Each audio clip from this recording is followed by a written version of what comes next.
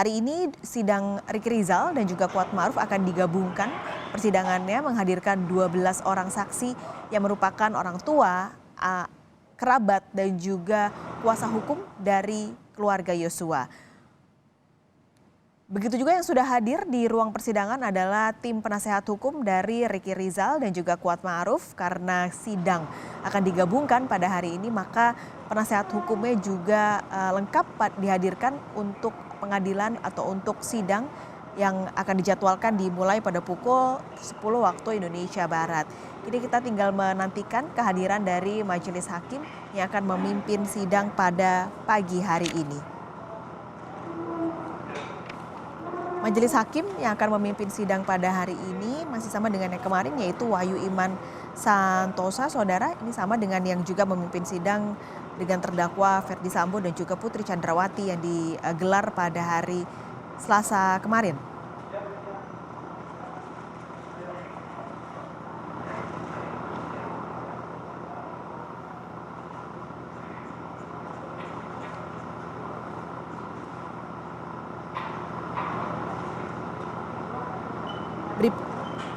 Ricky Rizal dan juga Kuatmaruf didakwa oleh jaksa penuntut umum melanggar pasal 340 KUHP, subsidiar pasal 338 KUHP junto pasal 55 ayat 1 KUHP junto pasal 56 ke 1 KUHP. Ke-12 orang saksi yang hari ini akan dihadirkan akan digali perannya masing-masing, lalu juga melihat bagaimana kedekatan terdakwa dengan almarhum Yosua Huta Barat. Nah, karena ke-12 orang ini juga sudah dihadirkan 2 kali, yaitu di sidang Justice Kolaborator Richard Eliezer dan juga kemarin di persidangan dengan terdakwa Ferdy Sambo dan juga Putri Chandrawati, maka pertanyaan-pertanyaan ataupun pemeriksaan-pemeriksaan yang akan ditanyakan kepada ke-12 saksi tidak akan terlalu jauh berbeda dengan yang sudah ditanyakan pada persidangan sebelumnya. Namun sebagai informasi, pada sidang hari ini sistemnya akan sama dengan sidang pemeriksaan saksi untuk terdakwa-terdakwa yang lain. Audio akan dimatikan oleh Pengadilan Negeri Jakarta Selatan sebagai keputusan dan juga kebijaksanaan dari majelis hakim, maka tidak akan ada audio yang diputarkan secara live selama persidangan berlangsung.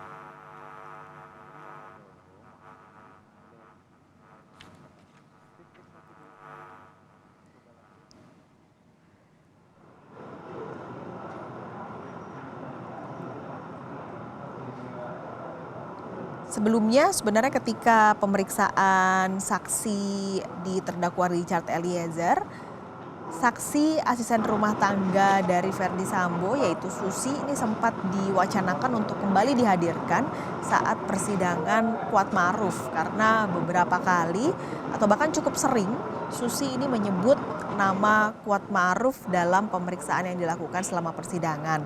Namun pada jadwal teranyar yang keluar pada hari ini, nama Susi tidak dimasukkan, tidak ada dalam jadwal pemeriksaan pada hari ini.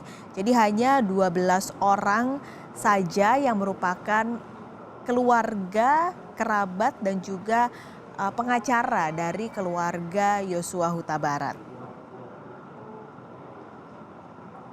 Ini adalah pemeriksaan saksi pertama untuk terdakwa Ricky Rizal dan juga Kuatmaruf setelah pada pekan lalu eksepsi yang disampaikan keduanya ditolak oleh majelis hakim. Dalam nota keberatannya, Ricky Rizal menyebut bahwa dirinya tidak tahu soal skenario pembunuhan berencana untuk almarhum Yosua. Ricky Rizal juga membantah dakwaan sempat mengajak Yosua untuk melakukan isoman di Duren 3 Jakarta, bahwa ajakan isoman itu muncul dari perintah Putri Chandrawati. Soal motif yang terjadi di Magelang, Jawa Tengah, yaitu kekerasan seksual, Ricky Rizal juga mengaku tidak mengetahuinya. Ia baru mengetahui cerita tersebut saat perjalanan dari Magelang menuju ke Jakarta.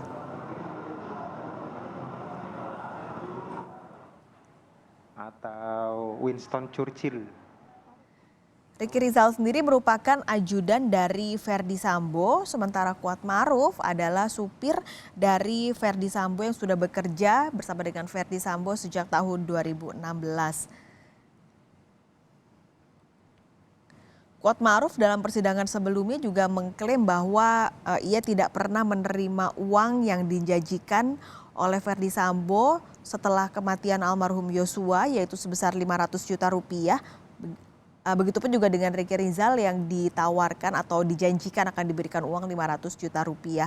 Namun Kuat Maruf ini menerima handphone yang diberikan oleh Verdi Sambo.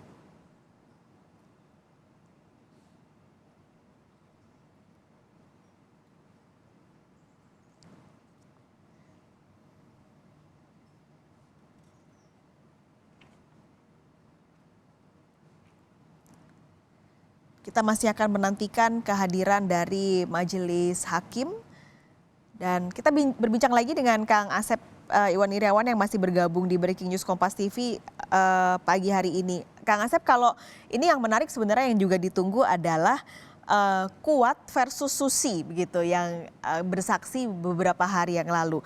Tapi ada beberapa semacam kritikan begitu dari masyarakat. Pertanyaan bahwa apakah sebenarnya majelis hakim ini boleh beropini begitu. Karena kalau di sidang kemarin kan majelis hakim bilang kamu berbohong ya, berbohong seperti itu. Itu sebenarnya batasannya sejauh apa sih Kang Asep?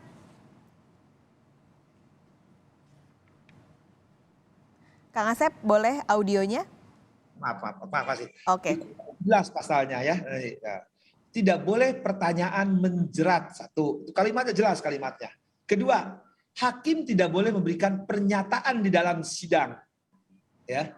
Nah, hakim itu hanya nanti mendengar aja, nanti menilai. Nah, penilaian itu tertuang dalam putusan, nanti terucap dalam putusan. Kalau dalam persidangan cukup menanya, nggak usah emosi, nggak usah terbawa, nanti nggak bisa disuntik vaksin kalau dartingnya, apalagi hipertensi. Jadi cukup menanya, nggak usah. Nah, diingatkan. Nah, kalau saksi masih ngeyel, bahasa Jawanya masih ngotot, gitu kan? Ya sudah, gunakan 174, tahan dia. Supaya dia tidak berbelit-belit, mempersulit jalannya persidangan, menghambat ajas sedang mudah biar ringan karena dia periksa dari pagi sampai sore. Itu gunakan, karena jam 9 tahun. Nah, supaya pemberikutnya juga tidak sama, ceritanya mengulang-ulang. Jadi ke hakim itu tidak usah. Kan kalau saya hitung kemarin kan, nyatakan bohong lebih dari selusin, nyatakan tidak masuk akal. Oh, itu kan kalimatnya berulang-ulang terus. Ngapain gitu kan? Nah, udah cukup. Anda, saya ingatkan misalkan, udahlah jujur aja, toh ada saksi toh. Jadi ancam apapun cukup yang lihat dia dengar. Kalau tidak tahu cukup tidak tahu, kalau lupa. Tapi jangan banyak tidak tahu lupanya daripada tahunya kan. Nah itu disampaikan. Tidak boleh, tidak sekali lagi haram hakim, haram bisa gunakan pertanyaan menjerat, apalagi memberi pernyataan tentang salah tidaknya seorang. Itu pasal jelas. Nanti kalau nggak tahu saya bacain pasalnya di sini. Ya jelas nggak boleh itu hakim tuh, tidak boleh. Ya dia nanti keluar pernyataannya melalui vonis, melalui putusan di akhir cerita. Oke, berarti sebenarnya yang dilakukan kemarin harusnya tidak dilakukan lagi berarti ya Kang Asep nanti ke depannya? Ya, harus langsung aja kalau saksinya berbelit-belit, bikin berita acara, saudara jaksa bikin dakwaan. Kalau saksinya berbelit kayak model si Susi itu kan, tipe-tipe Susi itu, ya itu harusnya udah dimasukin sel kalau saya hakimnya, tapi kan hakimnya kan lain, kalau saya kan sejenis mantan gitu kan, namanya mantan kan sakit hati. Oke, jadi ini menarik karena sebenarnya kalau melihat kemarin saksi-saksi ataupun kesaksian yang disampaikan oleh Susi.